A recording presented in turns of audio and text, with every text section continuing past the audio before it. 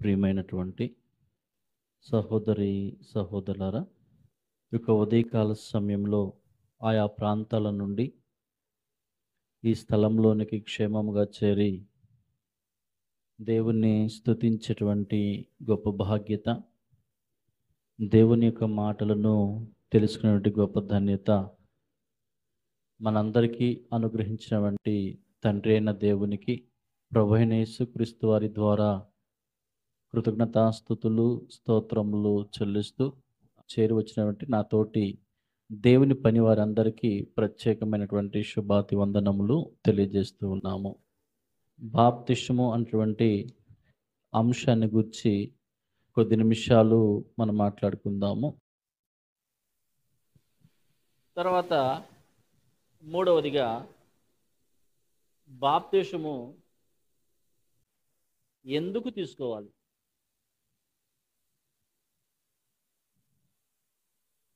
బాప్తిస్మం ఎందుకు తీసుకోవాలండి? ఎందుకు తీసుకోవాలండి? Okay, right. ఎందుకు?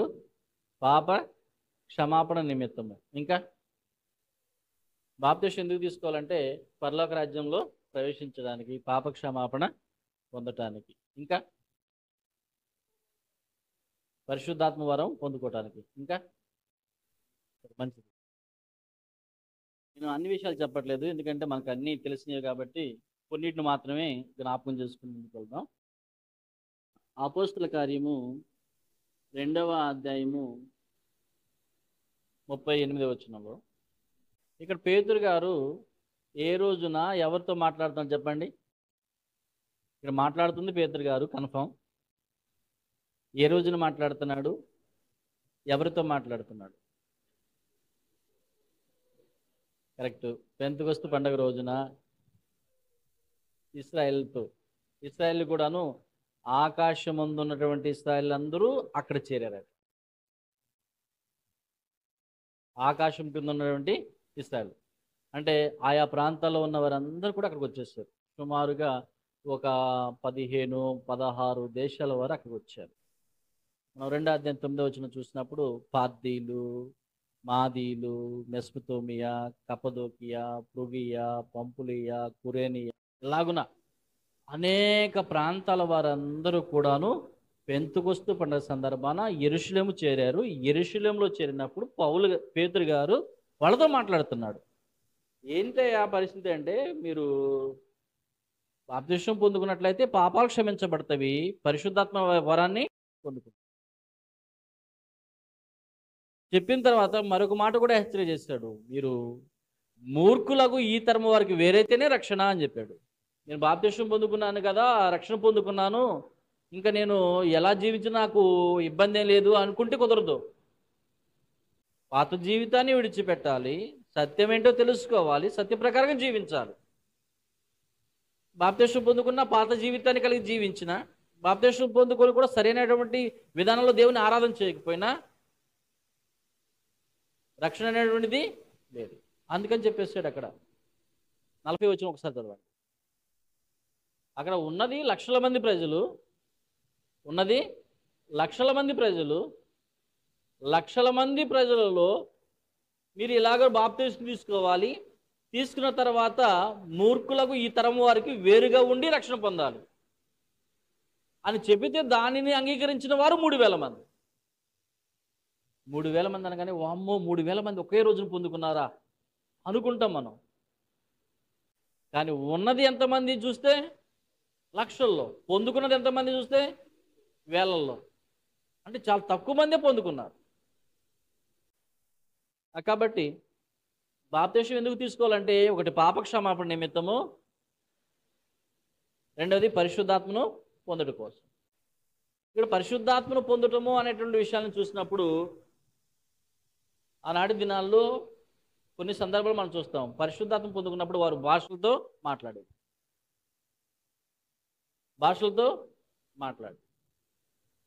మరి ఇప్పుడు కూడా పరిశుద్ధాత్మ పొందుకుంటే భాషతో మాట్లాడాలా? భాషతో మాట్లాడకపోతే పరిశుద్ధాత్మ పొందనట్ట? అనేక రకాలైన సందేహాలు రావచ్చు.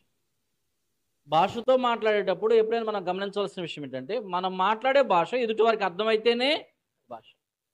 మనం మాట్లాడే భాష ఎదుటి వారికి అర్థం కాకపోతే అది భాష కాదు.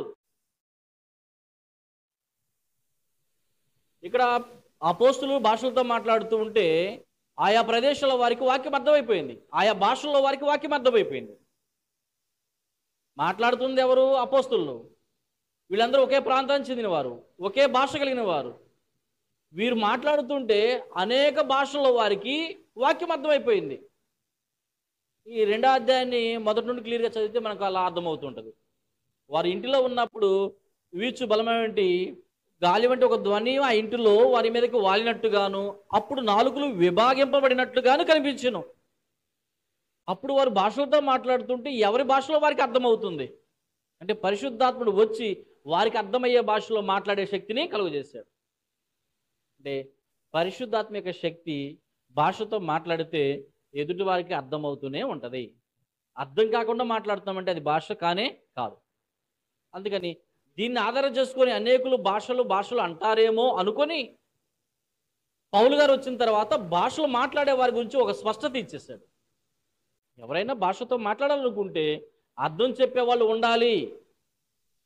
కొరింథీయులకు రాసిన మొదటి పత్రిక 14వ అధ్యాయంలో మాట్లాడుతూ ఉంటాడు ఈ సంగతులన్నీ.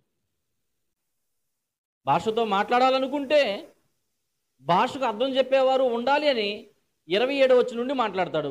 14వ అధ్యాయం 27వ వచనం నుండి 22వ వచనంలో ఏమంటాడంటే భాషలు ఎవరికి కాదు?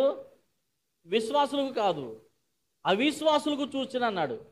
ఎందుకు అలాగా అన్నాడు అంటే ఎదుటివారు భాషను అర్థం చేసుకునే స్థితి లేనప్పుడు ఇతడు మాట్లాడకూడదు.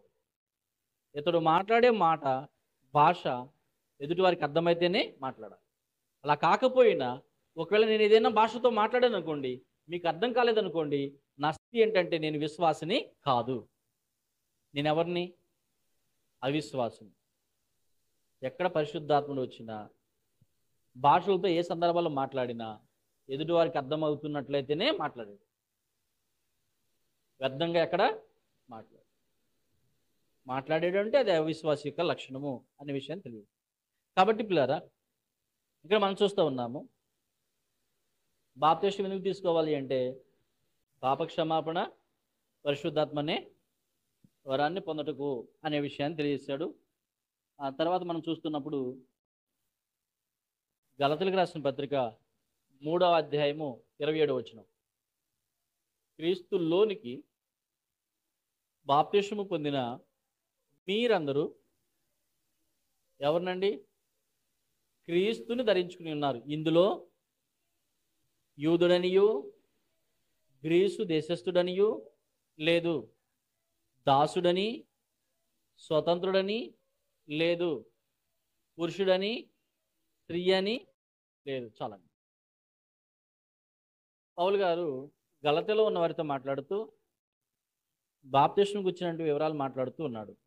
ఈ వచనాలు ఏమని మాట్లాడుతున్నాడంటే యూదుడని గ్రీసు దేశస్థుడని లేదు, అనగా ఏ దేశంలో వారైనా, గ్రీసు దేశస్థులైనా యోధా దేశస్థులైనా, ఇందులో దాసుడని స్వతంత్రుడని అనగా పేదవాడని ధనికుడని భేదము లేదు, స్త్రీ అని పురుషుడని భేదము కూడా లేదు.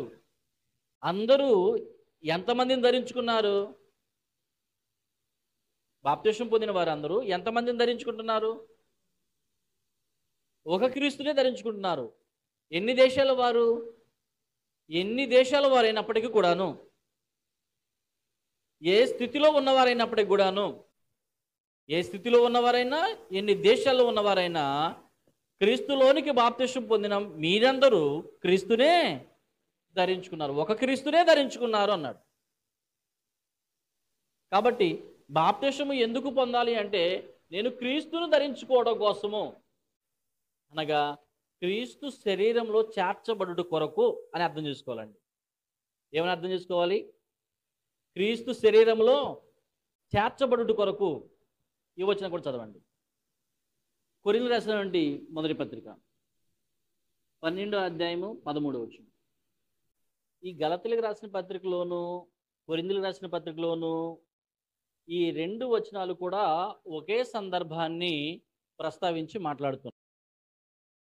యూదులైన, గ్రీసు దేశస్థులైన, దాసులమైన, స్వతంత్రులమైన. ఒక నిమిషం. గలతీల్లోనూ అదే వచనాన్ని మాట్లాడుతున్నాడు, కొరింథీలో కూడా అదే వచనాన్ని మాట్లాడుతున్నాడు. మనమందరము కూడాను ఎవరిని ధరించుకుని అన్నాడు? క్రీస్తుని ధరించుకుని ఉన్నాము అన్నాడు. ఇక్కడ కొరింథీలో మాట్లాడుతున్నాడంటే ఒక శరీరములోనికి అన్నాడు. కొరింథీలో ఏమన్నాడు? ఒక శరీరములోనికి అన్నాడు. గలతీలో ఏమన్నాడు? క్రీస్తుని ధరించుకున్నాము అన్నాడు. అనగా క్రీస్తు శరీరంలో చేర్చబడటానికి బాప్తిసం పొందుకోవాలి. ఎక్కడ చేర్చబడటానికి? క్రీస్తు శరీరంలో చేర్చబడటానికి బాప్తిసం పొందుకోవాలి. ఇంకా వేరే శరీరంలో చేర్చబడటానికి అయితే బాప్తిసం అవసరమేమి? ఈ కొరింథీలో చదువుతున్నప్పుడు ఒక శరీరముగా అనే పదాన్ని మనం చూస్తాం. ఏమని? ఒక్క శరీరముగా ఉందా? అలాగా ఒక్క శరీరంలోనికి అన్న చోట నెంబరేసి కింద వివరాలు ఇస్తా ఉన్నాడు. ఎలా ఉండటానికి? ఒక శరీరముగా ఉండటానికి బాప్తిసం పొందుకున్నాము అన్నాడండి. ఎవరెవరు? యూదులైనను, గ్రీసు దేశస్థులైనను, దాసుడైనను, స్వతంత్రుడైనను, స్త్రీ అయినను, పురుషుడైనను అందరూ కూడా ఒక్క శరీరముగా ఉండటానికి బాప్తిసము పొందుకున్నాము అనే విషయాన్ని పౌలు గారు వారితో మాట్లాడుతున్నాడు. మరి అలాంటి ఆలోచనతోనే మనం కూడా బాప్తిసం పొందుకున్నామా అనేది మనం ప్రశ్నించుకోవాలి. ఎప్పుడైనా వాక్యాన్ని వింటున్నప్పుడు నేనే కానీ మీరే కానీ ఎవరైనా వాక్యాన్ని వింటున్నప్పుడు ఇలాగే నేను కూడా ఆలోచన చేశానా, ఇలాగే నేను కూడా జీవిస్తున్నానా, ఇలాగే ఉంటున్నానా అని ఎప్పుడు కూడా వాక్యంతో నన్ను నేను ప్రశ్నించుకుంటున్నాను.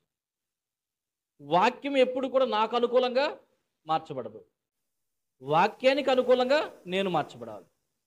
అలాగున మనమందరూ కూడాను వాక్యానికి అనుకూలంగా మార్చబడటానికే ప్రయత్నించాలి.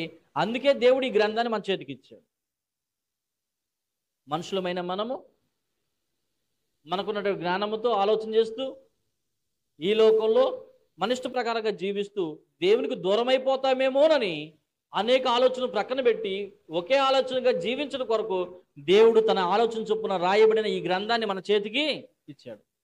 ఈ గ్రంథాన్ని చదువుతూ ఉన్నప్పుడు లేదా దేవుని యొక్క సేవకుల ద్వారా మనం వింటూ ఉన్నప్పుడు ఈ వాక్య ప్రకారంగా నేను ఎలా ఉన్నాను అని ఎప్పుడు కూడా మనం ప్రశ్నించుకుంటూ ముందు కొనసాగడం అనేది మన యొక్క బాధ్యత అయి ఉన్నది. కాబట్టి పిల్లారా, ఇక్కడ పౌలు గారు ఏం మాట్లాడుతున్నారంటే మీరు బాప్తిసం పొందుకున్నారు క్రీస్తును ధరించుకోవడానికి, ఒక్క శరీరముగా ఉండటానికి బాప్తిసం పొందుకున్నారు అనే విషయాన్ని తెలియజేశాడు. మరి మనం ఎందుకు పొందుకున్నాం? మనం కూడా ఒక్క శరీరంగా ఉండటానికే పొందుకున్నామా? ఏమండి? పౌలు గారు ఎఫెసులో ఉన్న వారితో మాట్లాడుతూ శరీరం ఒక్కటే,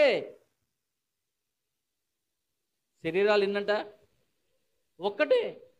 అక్కడ 7 గురించి మాట్లాడతాడు. శరీరం ఒకటే, విశ్వాసం ఒకటే, బాప్తిసం ఒకటే, నిరీక్షణ ఒకటే, దేవుడు ఒక్కడే, ప్రభువు ఒక్కడే.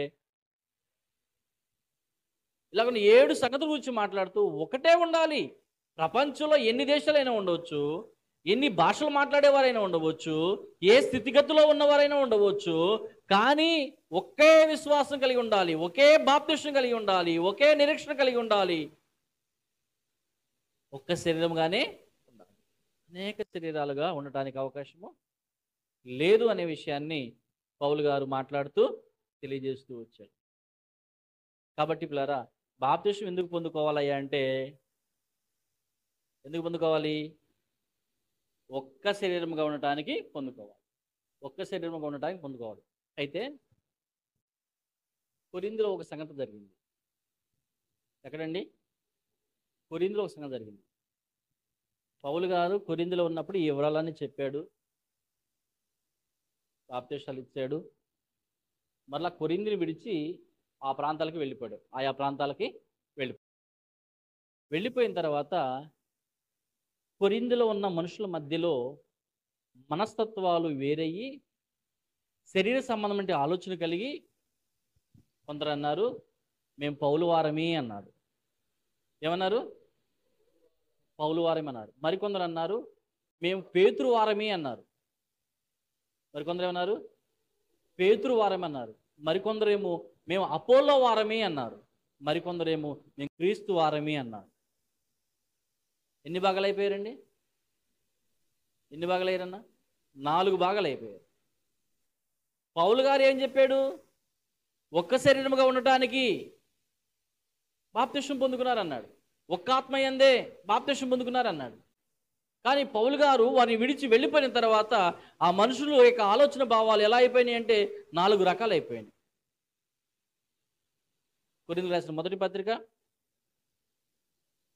1వ అధ్యాయము 12వ వచనము. మీలో ఒకడు నేను పౌలు వాడని, ఒకడు నేను అపోల్లో వాడను. 1వ అధ్యాయం 12వ వచనం. ఓకేనా?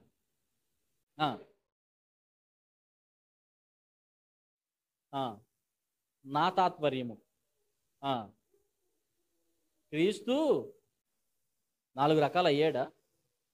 4 ముక్కలు అయ్యాడా? అవలేదు కదా. మరి అవ్వకుండానే మీరు 4 భాగాలు ఎందుకు అయ్యారు? 3వ అధ్యాయం 3వ వచనం చదవండి. 3వ అధ్యాయం 3వ వచనం. మీలో అసూయయు కలహమును ఉండగా మీరు శరీర సంబంధులై మనుష్య రీతిగా మాట్లాడుచున్నారు కారా. చాలండి. అంటే వీళ్ళు వాక్యాన్ని ఎలా అర్థం చేసుకున్నారు? మనుషుల రీతిగానే, మనుషుల యొక్క జ్ఞానము చొప్పుననే వాక్యాన్ని అర్థం చేసుకున్నారు. కాబట్టి పేతురు వారం అంటే తప్పేంటంట? పేతురు మంచి శిష్యుడు కదా యేసు ప్రభువారికి. పౌలు అంటే తప్పేంటంట? పౌలు అనేక చోట్ల దేవుని కొరకు ప్రయాసపడి ఎన్నో నిందలు అవమానాలు భరించి అనేక చోట్ల సంఘంలో ఏర్పాటు చేసినటువంటి వ్యక్తి కదా. అలాంటి మంచి వ్యక్తి పేరు పెట్టుకుంటే తప్పేంటి అని మేము పౌలు వారమే అన్నారు. కొంతమంది మేము పేతురు వారమే అన్నారు. మరికొందరు అపోల్లో వారమే అన్నారు. అపోల్లో ఎవరు? మంచి విద్వాంసుడు, లేఖనముల యందు ప్రావీణ్యత చెందిన వ్యక్తి. కాబట్టి అలాంటి వారి పేరు పెట్టుకున్నారు కొంతమంది. కొంతమంది ఏమో మా కోసం ప్రాణం పెట్టింది క్రీస్తే కదా, కాబట్టి మేము క్రీస్తు వారమే అన్నారు. ఇలాంటి 4 రకాలైన మనస్తత్వాలు ఎందుకు వచ్చినాయి అంటే వారిలో అసూయ అనేది చేరింది, వారిలో కలహాలు అనేవి ప్రారంభమైనవి. ఈ కలహముల చేత, మనసులో ఉన్న అసూయ చేత వారు ఏం చేశారంటే శరీర రీతిగా ఆలోచన చేసుకొని 4 పేర్లు పెట్టుకొని 4 రకాలుగా శాఖలుగా విడిపోయారు అని చెప్పాడు. అంటే అలా పెట్టుకోవటం అనేటిది శరీర రీతిగా ఆత్మానుసారముగానా? శరీర రీతిగా ఆలోచిస్తేనే అలాంటి పేర్లు వస్తావు, వేరు వేరు శాఖలు వస్తున్నాయి అన్నాడు. బాప్తిస్మం పొందిన వారందరూ ఎవరి పేరుతో బాప్తిస్మం పొందుకుంటున్నారు? క్రీస్తు పేరుతోనే కదా. క్రీస్తు పేరుతో బాప్తిస్మం పొందినప్పుడు ఎవరిని ధరించుకుంటున్నారు? క్రీస్తువే కదా. మరి పౌలు ఎక్కడి నుండి వచ్చాడు? పేతురు ఎక్కడి నుండి వచ్చాడు అని మాట్లాడుతూ కొరింథీయులకు రాసిన మొదటి పత్రిక 1వ అధ్యాయం 13వ వచనంలో క్రీస్తు విభజించబడి ఉన్నాడా? పౌలు మీ కొరకు ఏమైనా సిలువ వేయబడ్డాడా? ఆయన పేరు ఎందుకు పెట్టుకుంటున్నారు అంటున్నాడు. ఇక్కడ విశేషం ఏంటంటే పౌలు గారి పేరు పెట్టుకున్నా పౌలు గారు ఒప్పుకోవట్లేదు. వాళ్ళు పౌలు గారి పేరు కూడా పెట్టుకున్నారు. మేము పౌలు వారమే అన్నారు. పౌలు గారు హ్యాపీగా ఫీల్ అవ్వాలి కదా. అసలు పౌలు గారి పేరు పెట్టుకోవడం ఏంటి? పౌలు మీకోసం సిలువ వేయబడ్డాడా? పౌలు ఎవడు? అపోల్లో ఎవడు?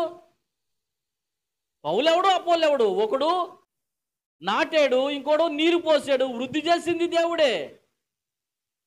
మరి పౌలు ఎవడు? అపోల్లో ఎవడు? కేఫా ఎవరు అంటే పరిచారకులు అని చెప్పాడు 3వ అధ్యాయంలో. ఎవరంట? పనివారే. ఒక వ్యక్తి బాగా పని చేస్తాడు, ఇంకో వ్యక్తి కొంచెం తక్కువగా చేస్తాడు.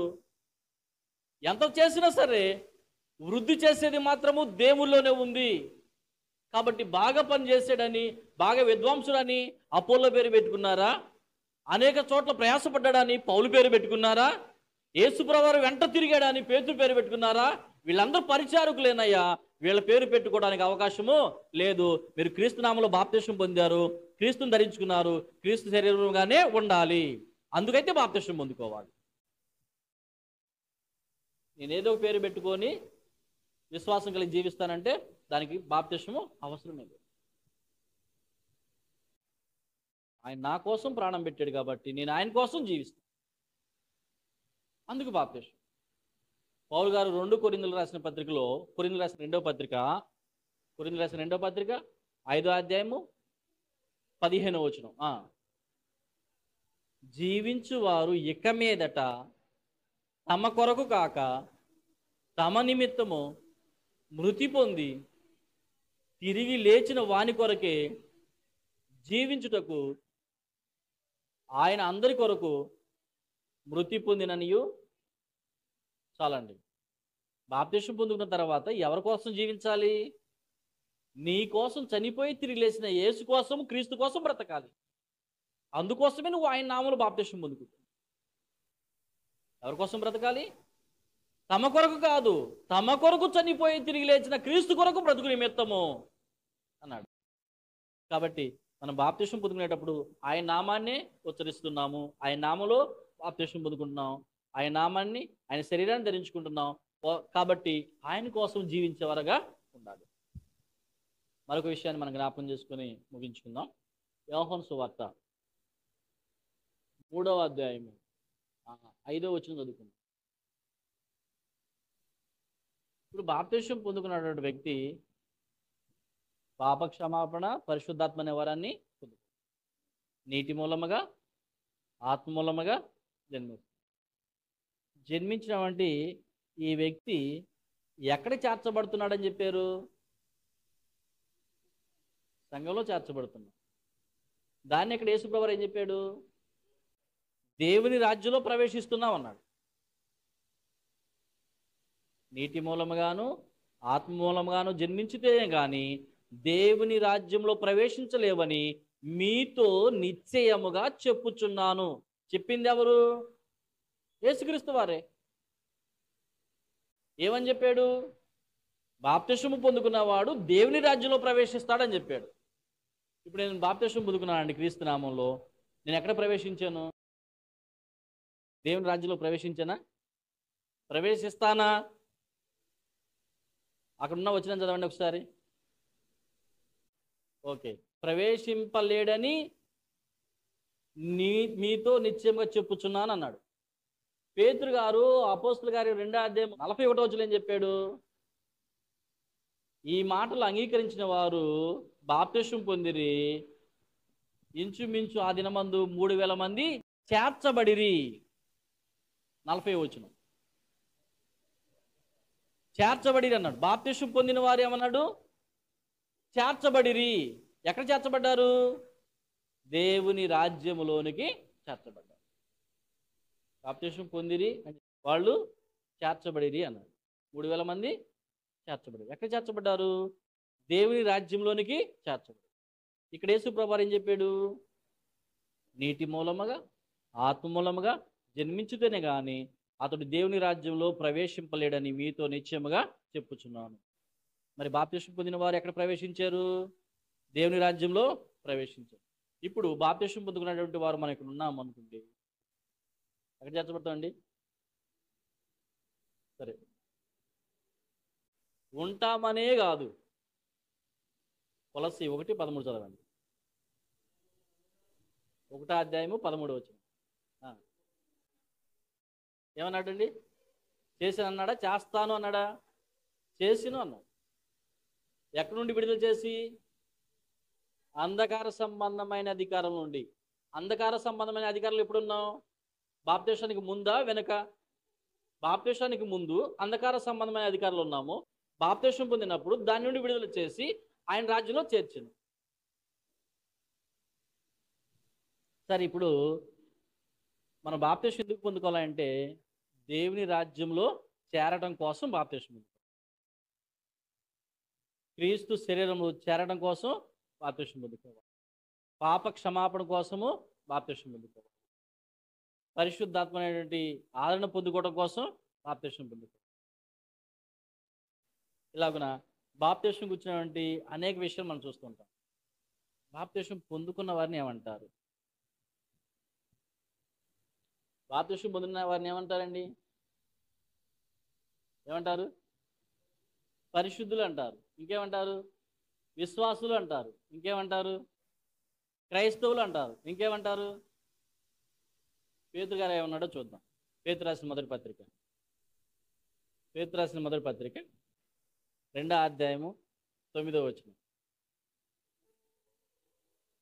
అయితే మీరు చీకటిలో నుండి ఆశ్చర్యకరమైన తన వెలుగులోనికి పిలిచిన వాని గుణ అతిశయములను ప్రచురము చేయు నిమిత్తము ఏర్పాటు చేయబడిన రాజులైన యాజకులు, పరిశుద్ధులు, దేవుని సొత్తైన ప్రజలు.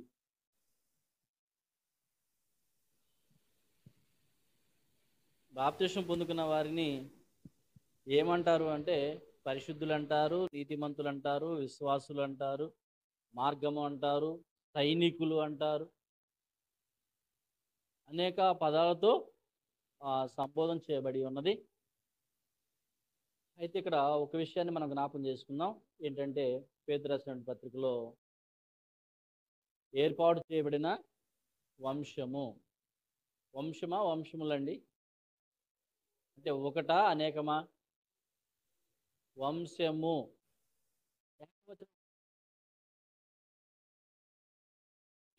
గ్రీసు దేశస్థులైనా, దాసులైనా, స్వతంత్రులైనా, స్త్రీ అయినా, పురుషులైనా అందరూ బాప్తిసం పొందిన వారందరూ ఒక కుటుంబము.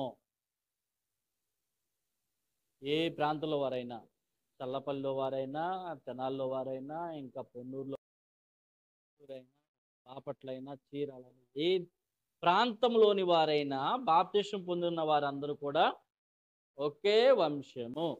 ఏ వంశం అయి ఉంటుంది? ఏ వంశం అయి ఉంటుందండి? బాప్తిసం పొందుకున్నప్పుడు ఎవరిని ధరించుకున్నాం? మనం క్రీస్తుని ధరించుకున్నాం. ఆయన శరీరంలో చేర్చబడ్డాం కాబట్టి క్రీస్తు వంశము. ఎవరి వంశం మనం?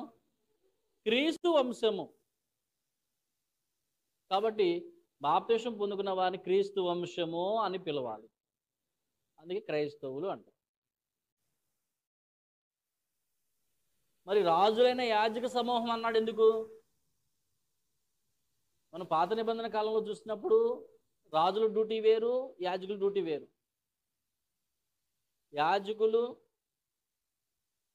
రాజులు సపరేట్. రాజైన ఉజ్జియా యాజక ధర్మం చొప్పున దేవునికి బలర్పించడానికి వెళితే నొసట కుష్టు పుట్టుకొచ్చి బయటికి నెట్టివేయబడ్డాడు. కారణం ఏంటంటే యాజకుడి పని రాజు చేయకూడదు. అది నీ పని కాదయ్యా, మేము ఉన్నామని చెప్పేసి యాజకుడు బ్రతిలాడుతూ ఉన్నప్పటికి కూడాను కాదు అని రెట్టమతంగా వెళ్ళాడు. నేను రాజును కదా, నన్ను అడ్డగించే వారు ఎవరు ఉన్నారు అనేటువంటి అహంకారంతో వెళ్ళాడు. కుష్ఠరోగం వచ్చేది. అంటే రాజులు యాజకుల పని చేయకూడదు. కానీ ఇక్కడేమంటున్నాడు? రాజులైన యాజకులు అన్నాడు. రాజులైన యాజకులు ఎందుకు అయ్యని చెప్పండి. మనం బాప్తిసం పొందుకున్నప్పుడు ఎవరిని ధరించుకున్నాం? క్రీస్తుని ధరించుకున్నాం.